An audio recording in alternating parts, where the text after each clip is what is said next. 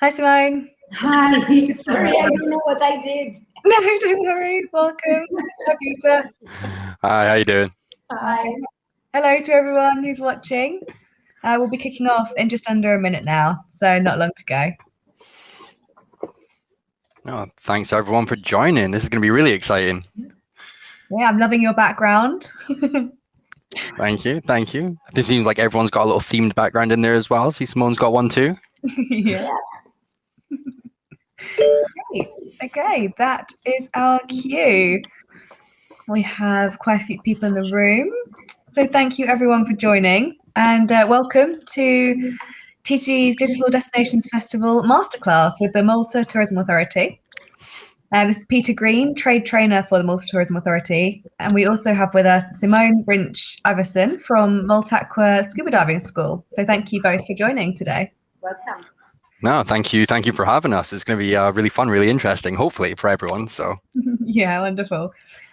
Great. Simone, can I just check that I'm pronouncing Malta correctly? Is that right? Yes, you are. Wonderful. Great. So during this masterclass today, we're going to be giving you an overview of scuba diving in Malta. So we're going to be covering why it's such a great destination for scuba diving, what underwater opportunities there are for your clients, as well as the different types of scuba diving available, and what type of visitors scuba diving in Malta is best suited to. In a few minutes, I'll be handing over to Peter to talk you through all of that and everything you need to know to sell scuba diving as part of a holiday to Malta. And then after Peter's presentation, we're going to be turning to Simone, who's based on the islands, to dive deeper into the topic and hear about her own experiences. At the end, we will be having a brief Q&A. So if you do have questions, please do pop them in the chat throughout the session, and we will get to them at the end. And of course, you know there are chances to win prizes today and tomorrow during the festival. So don't forget to answer the quiz questions in the polls tab on the right hand side of your screen. And you can find all the details of the prizes at tgmedia.com/DestFest. So Peter, just before we move on to your presentation, I just wanted to ask why you decided to focus on Malta's scuba diving experiences for this masterclass today. I think it'll become evident once I start getting into the presentation about why it's such a wonderful product that we have to offer in Malta. But alongside that, certainly as the summer months go on and the waters warm up, the autumn and even into the early winter time is an ideal time to get out and scuba dive with those crystal clear waters. I mean, we are an all year round destination, but certainly some of the best times to go are through the autumn and the winter. So kind of for the next sort of 3 to 4 weeks, that is what we are focusing on here at the Malta Tourism Authority, just because it's such a key critical component of our tourism industry. So yeah, that's why we thought we'd do it this way. Great. And then what are you hoping that agents will learn from your presentation or take away from today's masterclass? Oh God, that's a good question. I'm kind of hoping that maybe they'll learn something that they obviously don't know about. It's obviously a niche that potentially a lot of people might not know about. I think it's a product that a lot of people are getting more into, especially kind of, over the last 60 months, people have become more active in general. We've seen that from the rise of things like stand-up paddleboarding or kayaking or biking, and maybe scuba diving is something that people have always thought about trying, but never actually got into the mindset of doing it. So hopefully I can inspire maybe a little bit from my presentation, and then I'm sure Simone's experiences and expertise will inspire everyone to come to Malta and try out the scuba diving product that we have here. I hope so. Lovely, thank you very much. So Simone will come to you a bit later, but Peter, would you like to take it away with your presentation? Yeah, can do. Perfect. So hopefully you should now all be able to see my screen here. And we will take it away. So firstly, I did want to just say good afternoon to everyone and welcome to our Scuba Diving Masterclass, and a massive thank you to, again, TTG for hosting us and having us along today. And yeah, I'm going to start by taking you through some of the main reasons why Malta is such a brilliant destination for scuba diving before we get on to Simone, our amazing guest. So we'll just jump straight in. So why Malta? Malta as a dive destination has consistently been voted the #1 destination in Europe and the #2 destination in the entire world. And we've held this spot for a number of years. And actually, this isn't just a professional opinion, but probably also a personal one from mine, because I actually learned to dive in Malta as a gangly teenager myself. And having dived elsewhere in the world, it's still one of my favorite and preferred locations for diving. And alongside that, as I've already said, our warm year-round waters, they boast a pristine transparency, which is perfect for all levels of divers to interact with. The marine life that's found beneath the waves here, and the visibility is significantly better than some other destinations around the Med. And as such is the range of diving locations and sites around our islands that we can cater for absolute beginners like myself all those years ago, to the more experienced and the more technical divers looking for a challenge, to challenge themselves in that variety of seascapes and spots. And for those that don't want to dive or even can't dive, and my mom actually found this out the hard way because she couldn't work her respirator. And when we were doing a try dive in a swimming pool, she panicked underwater and came up so quickly she didn't see a kid above her and nearly flipped the kid out the swimming pool. So she can't dive. But for those that can't dive or don't want to dive as well, you know, for the hours in between dives as well, and you still want to be in the water, our waters are ideal for another range of water sports, including such as snorkeling, free diving, kayaking, stand-up paddleboarding, and surfing, just to name a few. So given our small size and vast abundance of dive centers around the island, no matter where you stay, diving is easily accessible. However, here are just some of our few favorite places to stay. So Valletta. Valletta is the capital of our wonderful country, and it's a bustling civic city. And it boasts over 320 attractions for those non-diving days. Perfect for those that want to stay in the heart of the action. And this Baroque masterpiece of a city enjoys a variety of beautiful hotels, they're all boutique style and waterfront dining venues, which is perfect for those alfresco views right out over the stunning Grand Harbour. We then also have Sliam and St. Julian's. So after maybe a morning scuba diving, what better way to unwind than relaxing on the sandy beach of St. George's Bay, or you can meander the waterfront promenade around the charming Spinola Bay, which the resort is actually centered around. And you can discover here the wealth of shops and restaurants that can be found here. And as we move up into the north of the island, this is maybe where most divers will actually probably base themselves, given the wealth of dive locations, especially around the north and over onto Gozo as well, but mostly in the north of Malta too. So we have Bujaban Aura. So here you'll find a range of adult-focused and family-friendly properties. You've got a bustling promenade of Aura with its 17th century watchtower and a scattering of cafes and bars that are an ideal location to relax before exploring even the rocky beaches of Bujaba, which are ideal for basking in the sunshine or taking in even a spot of snorkeling amongst the rocks and discovering that coastal sea life. Or maybe you'll head a little bit more north and go to Melia, which is, you'll find this a sleepy yet charming village that oozes authenticity, and it's a perfect base for those that want to have those quiet down days. Also here, you'll find the longest blue flag beach on the island, which is perfect for stretching those legs while swimming. And lastly, we have Gozo. Gozo is just a short 25-minute ferry ride from the main island, and this picturesque rural landscape is brimming with stunning sea views and a flourishing villa and farmhouse scene, ideal for those groups that wish to unwind with a barbecue following a hard day of diving. Lovely, beautiful seascape of some of the reefs and corals that you can find while underwater here. And touching into some of the types of dives, so our gorgeous islands boast over 100 dive locations all around the coastline and even further out to sea, with an array, as mentioned, for all levels of divers from beginners to the more experienced. And for those that are new to diving, we have our shallow reef dives, which are a perfect way to interact with the abundance of sea life found beneath the waves, from amberjack and bream through to squid and octopi, for those that want those my octopus teacher moments, as well as stingrays, parrotfish, and even the elusive moray eel. And given our key location in the Mediterranean and our expansive history, the variety of wreck diving found in Malta cannot be beaten.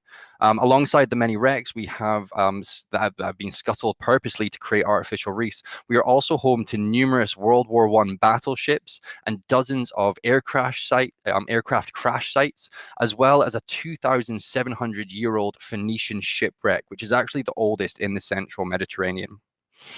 And alongside this, the Maltese archipelago is also a geological marvel, largely made up of limestone, which has created a spectacular variety of rock formations, making cave diving an essential part of the program here.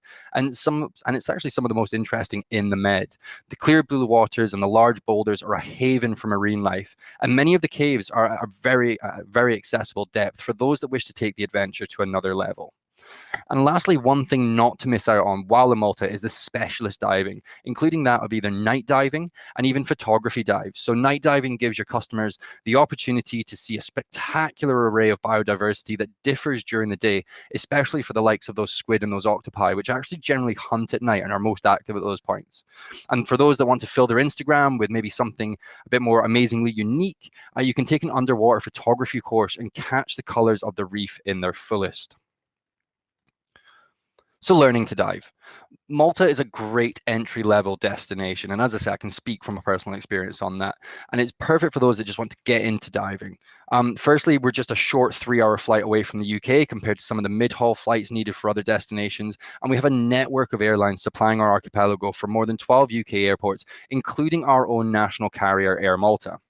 On the islands, we have more than 50 dive centres, so there's plenty of choice no matter where your customers are staying. However, given the size and the accessibility of Malta, no matter where your clients are staying, they can access other resorts and the respective dive centres. And we will hear from Malta Aqua shortly for Simone's expert insight on that as well.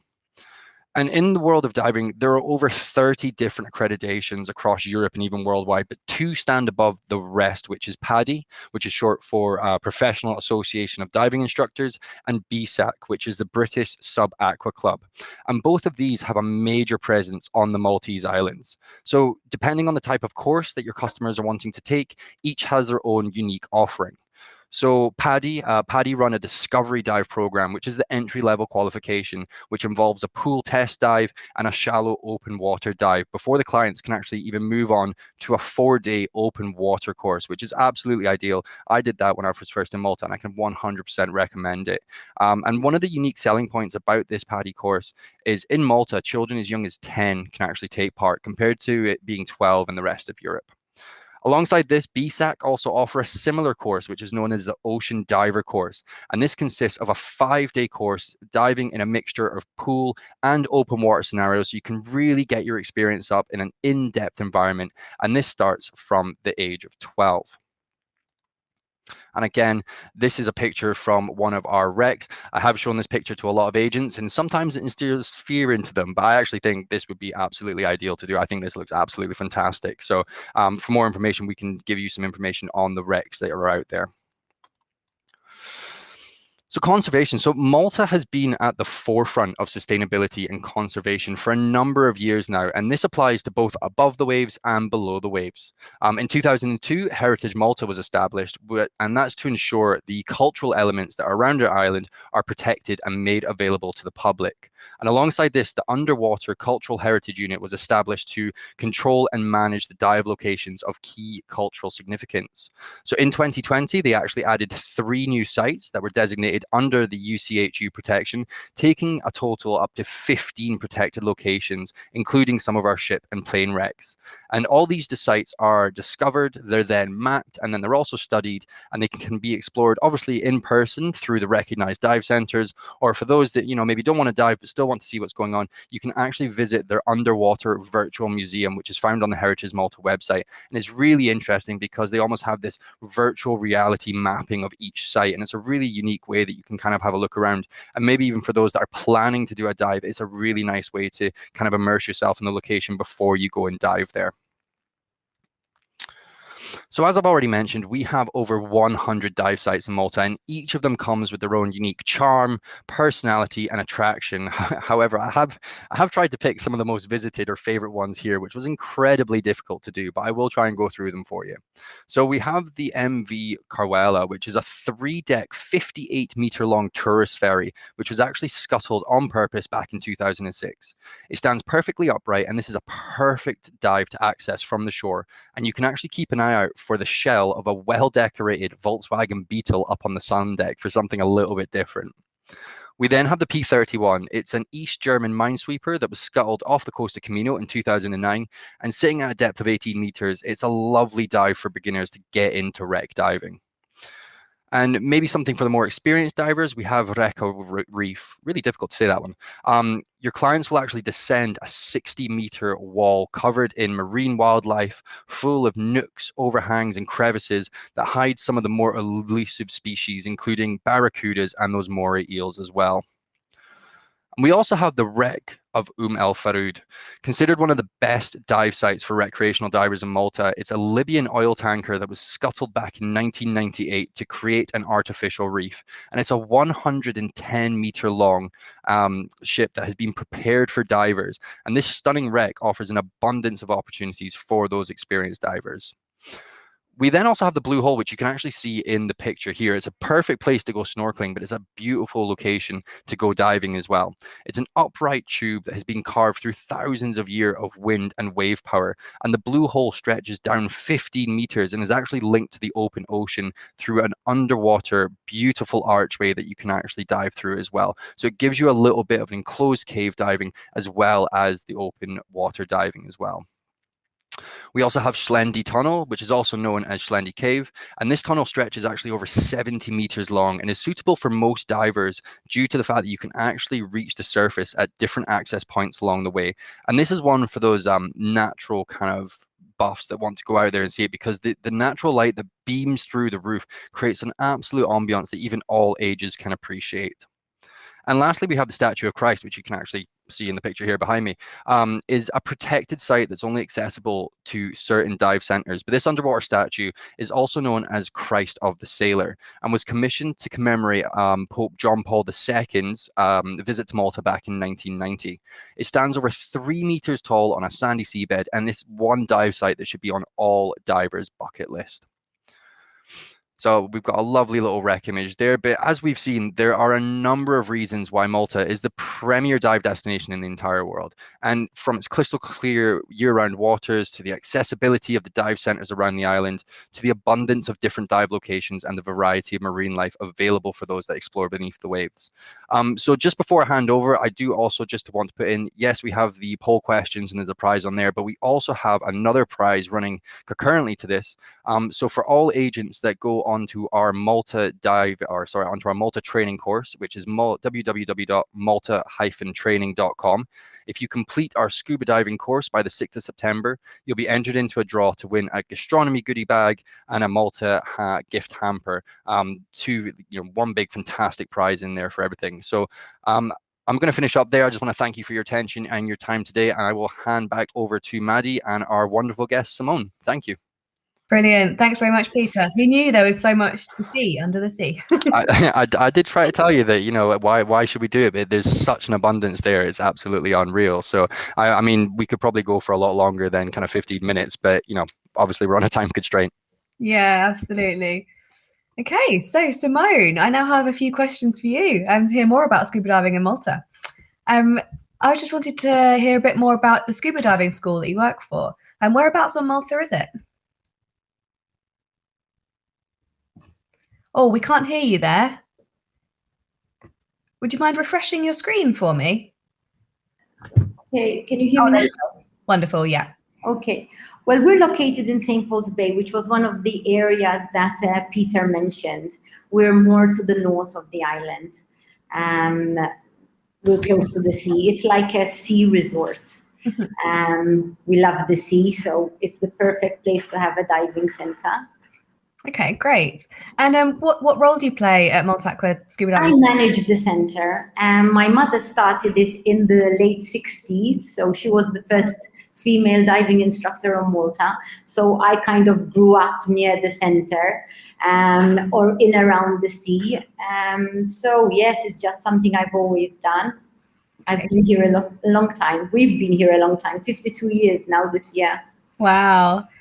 And so what does a day in the life of a scuba diving instructor look like? Can you give us a bit of a walkthrough of what they would be doing? Okay, they have a very busy day. So we normally meet at about 7. And we always look out at the wind to see what's happening, because the wind dictates where we're going to go. People send us a long list of, like a wish list of the dives they want to do, but actually before the day, we will never actually know where we're going. But we're lucky like that. The island is so tiny. So if the wind blows from the north, we all head south. And if it obviously blows from the south, we all head north. So that's the first thing the instructors do. We look at the wind with the dive site options. Then they normally do pickups, go to the hotels, pick up all the clients, bring them here. Then there's always a bit of paperwork to do for the new clients and kit everybody up in the right size gear. And then we drive to the first location of the day. Have a lovely dive. Normally the dive lasts about 50 to 60 minutes. Then there's time to come out, refresh, have a drink or a sandwich, chat and talk about what one has seen in the sea and all the dive experiences. And then dive again. The instructors obviously have to every time change tanks round for the clients. And then we come back, clients are taken, first they fill out their logbooks with the instructors, they get their stamp, their depth, their time, it's something you have to write when you're a diver. Then they get taken back to their hotels, but obviously the instructor's day hasn't kind of ended there. They then have to wash the equipment, the kind of less exotic part of being a diving instructor. Then you wash and fill the tanks, you refuel the trucks, and then you start preparing for the next day. So normally from 7 in the morning, we're finished at about 7 in the evening, 6, 7. Okay, great. And what are the highlights of working as a scuba diving instructor in Malta? What would you, in your opinion? Gosh, where we're always surrounded by happy people, which is a lovely thing. Everybody's on holiday. So it's all, the diving community is actually a very small community. People travel all around the world. And when you start talking to everybody, everybody seems to know everybody else. So you'll always know somebody who knows somebody. So it's a really, really fun community to be in. I mean, as I said, you're not working with grumpy people. Everybody's here to enjoy themselves. Everybody is having fun. And you do get tired because as soon as people are tired after a week, they go home to rest. But then we have to start again, and we have fresh people coming the next week. So it keeps us busy, but we love it. Yeah, absolutely. And the agents that are watching today will have clients coming to Malta and might be interested in trying scuba diving. Yes. How hard is it to learn to dive if they haven't before? Is it possible for weaker swimmers to learn, as well as, is it accessible to those who aren't as good in the water as those who are? We have a bit of a funny joke which says the less they know how to swim, the quicker we'll get them to the bottom. Oh, really? No, look, you obviously have to be able to swim, but you don't have to be an Olympic swimmer or a really strong swimmer. Mm-hmm. You have to be able to stay afloat in the water unaided. If you do the open water course, which is the first beginner level, then there is a small kind of swimming test you have to complete, but it's not that hard. So yes, you have to be able to swim, but not a very good, strong swimmer. Okay. And so I assume you don't have to be PADI certified to go diving then? No, not at all. I mean, not everybody can spend 3 days of their holiday. If they're here for a short break, we have a lot of people on short breaks. Because Malta is so easy to get to with 3 hours from everywhere. So you might also have families who maybe are 4 or 5, and to be honest, they can't afford for everybody to go on a dive course. So we have what we call fun dives, which is just a really fun afternoon session where they get to try on the equipment and go diving. The diving here is so easy to just walk in, so we can choose the depth level we're at. So they can manage to get to 5 meters, and normally they're in the water for about 40 minutes, just really to have a go and see what it's like. So that's what we call fun dives. Okay. And where in Malta did you experience your first dive, and how old were you when you did? Well, at the time I tried, there were no rules. Obviously now there are rules in place.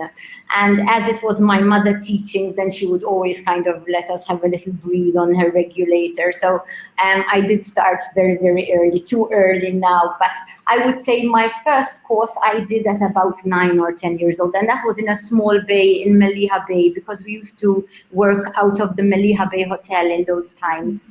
The Marlboro, it was like a cigarette adventure company, which you don't have now. You're not allowed to have cigarettes with travel, but in those days, yes. And they had an adventure travel, the tour operators had an adventure travel where they did windsurfing and diving. So we always were there at Meliha Bay Hotel, yes. That's where I started. Okay.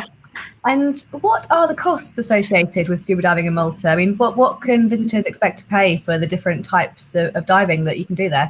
Actually, very cheap. We think it's too cheap, of course, but like a tri-dive session, if we're talking euros, then a tri-dive session, including all equipment, and you're talking about first lessons, you won't take more than 3 customers in with an instructor.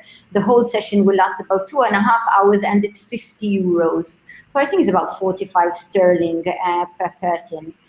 Which isn't very much. If you go on to do your open water course, which is like your certification course, or your ocean diver if you opt for the BSAC, then you're talking about just under 400 sterling.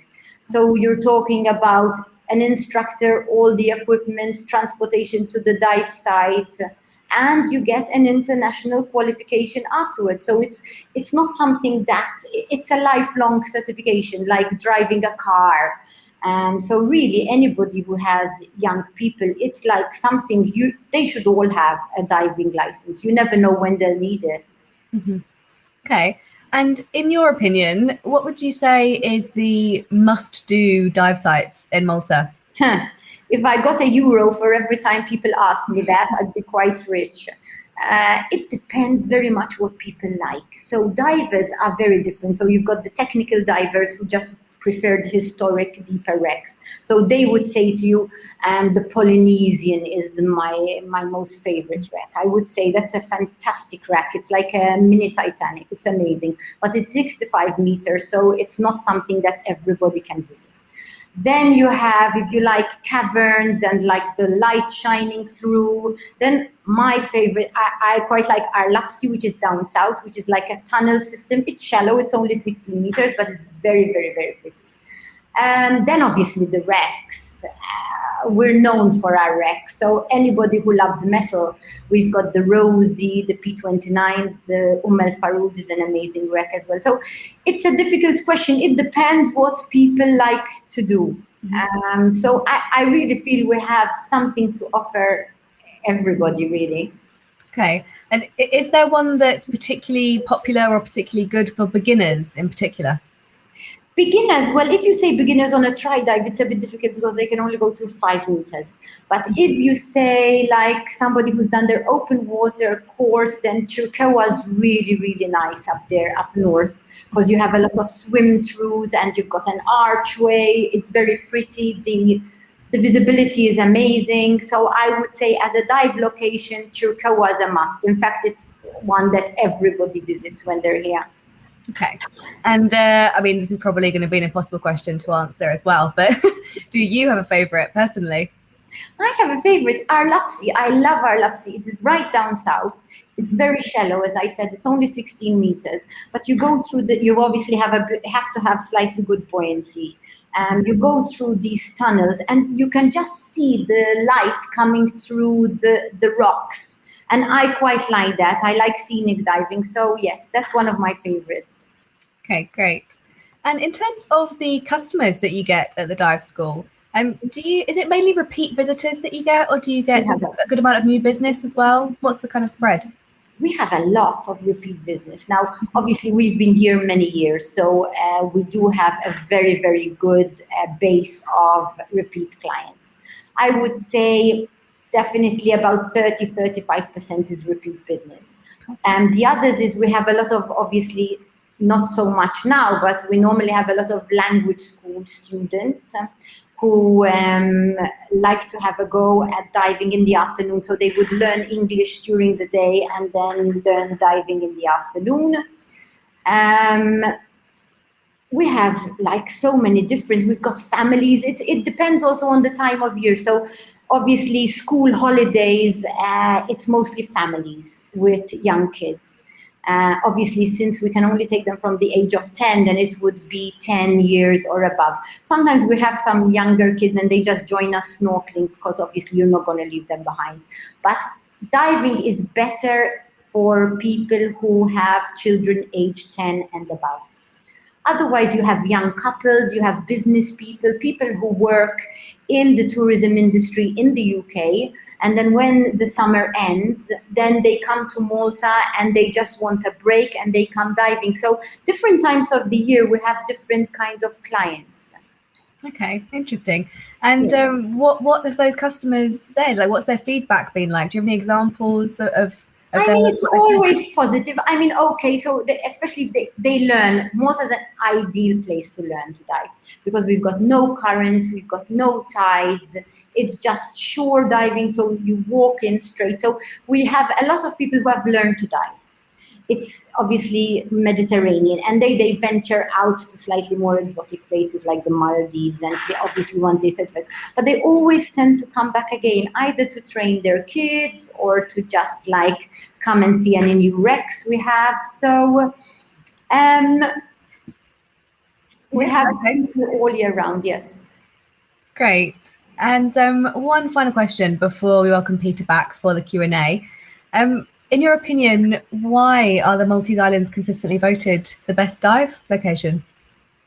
I think ease, diversity, like you can have a family, and as I said, there's so many dive sites. You can have the mother who likes to do photography, so she'll go. So we've got different groups going out every day. So you might find a family will spread out or friends will spread out. One will go and do a wreck, whereas the wife will go and do a photography because she wants to stay shallower and take pictures of fish or whatever. So diversity, I would say. Everybody in the family can do something, whether they're complete beginners or very experienced. Ease, you've got, I mean, Malta, as I said, it's such a small island. There's not one day where you can't go diving. It's not like a huge island where you can only dive from the north. If the north is bad, you know, you're in a car 15 minutes, then you're at the southernmost point of Malta. So it's very easy to dive here, for sure. And sites, and also, okay, we have a dive school, but you have a choice of 40 different dive centers. So even if one center can't offer you what you want, you can easily find another center who will be able to tick the boxes for you. Yes. Wonderful, thank you. Okay, I think we will welcome Peter back on screen. Hello. Back again. Hi. Viewers, if you have any questions for Peter or Simone, please do pop them in the chat. Suzanne has asked one already. She says, I think this is for you, Simone. How deep are the shallow reefs, and how far do you have to be able to swim in them? So the shallow reefs, right? People say to us, oh, do you use a boat a lot? We actually don't use boats much because if you like do the wrecks or the reefs, you have to go out with the boat and then you kind of swim back to shore, if you know what I mean. So the shallow reefs are in 10, 15 meters. So say if you go to Chirkawa Susie's pool, that's 5 meters. And then there's a little drop off. And then you come to 12 meters. And then there's another drop off. So you can really choose your depth very, very easily. With regards to swimming, you have to be able to stay float unaided for about 3 minutes. So normally people just lie on their back and then you just float for 3 minutes. That's kind of the swimming test you have to do. And you have to do a few legs, but really it's like 5 minutes of swimming. That's about it for the course. It's not a lot. No. Okay, thank you. You're welcome. And Peter, I mean, you've given us so much information about scuba diving today. I mean, there's just so much to say. What advice do you have for agents who are marketing this and promoting it to their customers? I'd probably say just don't be afraid to put yourselves out there. Even if you don't know anything about scuba diving, don't be afraid to promote it and put it out on your socials or put it in your windows. There are an enormous amount of tools out there to help you sell scuba diving to your customers. Obviously we've got our diving course, etc., on our platform, and I'll help wherever I can. But even if you just put it in the window, scuba diving holiday, that will attract them anyway. And when they come in and sit down, you can ring the operators, you can ring us, we'll help you to give you the right kind of points. And from there, you can obviously find the correct package, for your customers. I think alongside that, divers are kind of used to packaging things up themselves, on the basis of whether they take their own equipment or other technicalities. But, given the last kind of 16 months, I think we're now seeing an increased focus on consumer confidence in travel agents. And I think there's going to be a huge demand in these kind of niche or bespoke kind of styles of holidays. So again, just don't be afraid to push it out there. So, for the likes of the agents, if they want any imagery for their social media or even video content to help promote, we can do that for you guys as well. And we're here to help you. So by all means, just reach out. Brilliant. And Simone, one thing I was wondering, I know you said that Malta is a year-round dive destination, but what's your favorite time of year to dive, or which year would you which time of year would you recommend if someone was? That's another very popular question. People, when they email me, when should I come? Well, listen. Obviously, the hottest time of the year is the sea starts to heat up round about end of May, June. So if you like heat, then I would say June, July, August. The sea, even although the air temperature starts to cool down, the sea is very warm right until November, because the sea takes longer to cool down. So till November, even first week of December, sometimes the sea is still 19 degrees. So we just wear thicker suits, basically. So in the summer, we're in shorties, and then we cover up our legs in the winter time. So you can dive all year round. In fact, when we have technical divers who tend to they don't change equipment around a lot. They wear what we call dry suits. So technical divers don't tend to come in the height of the summer because it's too hot for them. They wear what we call dry suits. So technical divers would typically come March to May. And then again, November, December, January, they come in the outer months. So you can dive all year round, but obviously if you want heat, then it's height of the summer. If you want quieter dive sites, the flights are a bit cheaper, then really October, November are very good months to come because the sea is very warm. Okay, great, thank you. And Peter, many of our agents today will be wondering how they can actually go about booking a scuba diving break in Malta. Do you know any trade-friendly tour operators that are offering packages that agents could book for their clients? I think this is where it gets sometimes a bit difficult, because there's many tour operators that sell kind of the holidays to Malta, but then the difficulty is usually trying to get those packages as an add-on to the actual holidays themselves. I know that there's quite a few companies out there, such as the likes of Regal Diving, or I believe even Travel Pack can kind of put them together. I obviously know Travel Pack work with the agents. Regal Diving, I'm not 100% sure, to be fair. But what I can say is that we've actually identified that there is this gap in that market. So we are actually currently in contact and discussions with a well-known Malta specialist to create and offer holidays that include those diving experiences. I can't go into too much more detail just yet, but all will be disclosed, I promise, very, very soon. And for those that are interested, I would probably just say join our Visit Malta trade group, because there we can keep up to date with the latest announcements, and I usually reveal most of all in there. And then I'm sure I'll be in touch with you guys at TTG, and you'll be pushing out through all your channels as well. So, as I say, just keep an eye out, and something will be coming very soon. Cool, thanks. And I know scuba diving is obviously physically, it's physically demanding. So I was just wondering, Simone, what is your favorite thing to do after a day of scuba diving, after a trip, and what might agents like to suggest their clients do after they've been scuba diving in Malta? Well, it's quite common that you kind of sit in the bar next door and have a cold beer.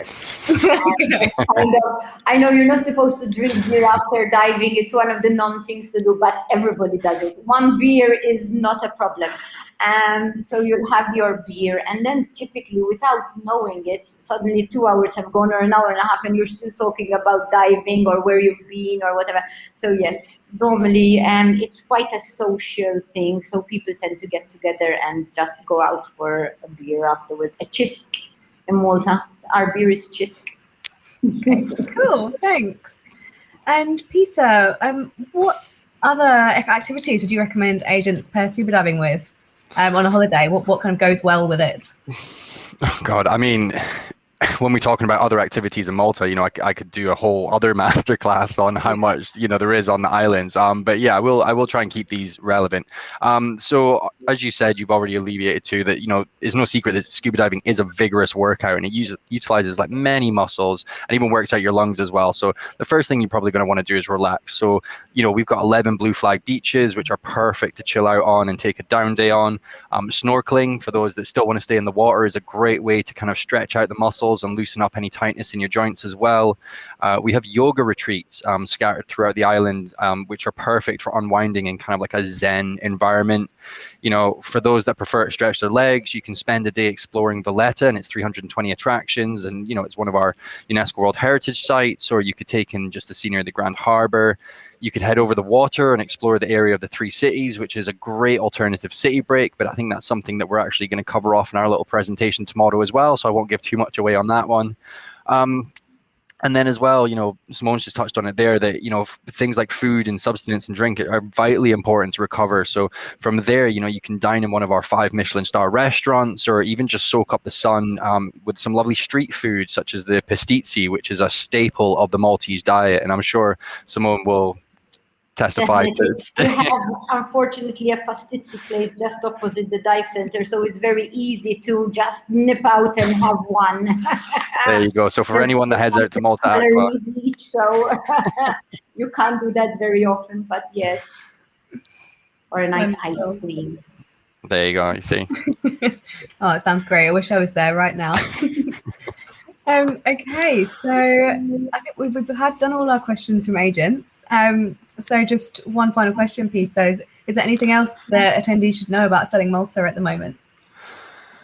I mean, obviously we are on the green list. We have been on the green list for the past few months. The stipulations of coming into Malta are pretty much second to none. You've just got to fill out the PLF form and you've got to be fully vaccinated. Coming back, you've still got to follow the same kind of rules within there. But alongside that, our case rates are still really, really low, even with the fact that we've reintroduced about 3 or 4 different markets across Europe.